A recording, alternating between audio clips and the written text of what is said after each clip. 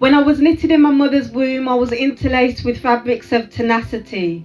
And this construction became interwoven with determination as I became a woman, and I've sometimes used these threads to crochet sentences with the intention to untangle gender injustices, because we live in a world where women are sexually assaulted in the workplace on a daily basis, and we live in a world where women are repeatedly unbelieved for unseen bruises.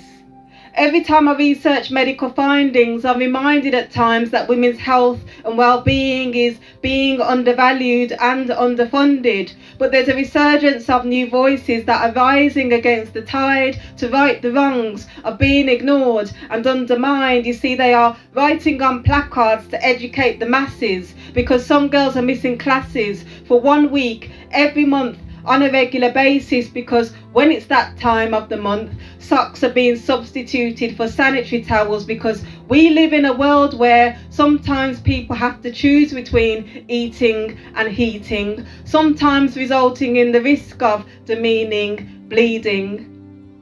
Every time I look back at photographs of the women that have gone before me, I'm reminded of the resilience that some women have had to keep shattering glass ceilings whilst at the same time dressing the table and dressing their children. And some women have done this single-handedly whilst living hand to mouth. I've learnt from all these women to keep sowing seeds, because from small acorns grow oak trees. Thank you to all those women behind closed doors that may not get an applause. And thank you to all those women that remain unwritten. And thank you to all those women that have given flight to minds. I want to say thank you to the likes of Miss Lou and Maya Angelou. And thank you to the NASA mathematicians for the calculations, Katherine Johnson, Dorothy Vaughan and Mary Jackson. I want to say thank you to the clinical nurse specialist that supported us through my mum's cancer diagnosis. Thank you to Helen Keller for the stellar work as a disability rights campaigner. And thank you to Rosa Parks for taking a stance by taking a seat. And thank you to Marie Curie for the revolutionary scientific discoveries. And I want to say thank you to all the women that stepped off boats into unknown territories to rebuild workforces and to restore countries. And thank you to all the women whose stories are yet to be written, those women that are not yet knitted together, whose patterns await publication, whose voices will one day change a nation.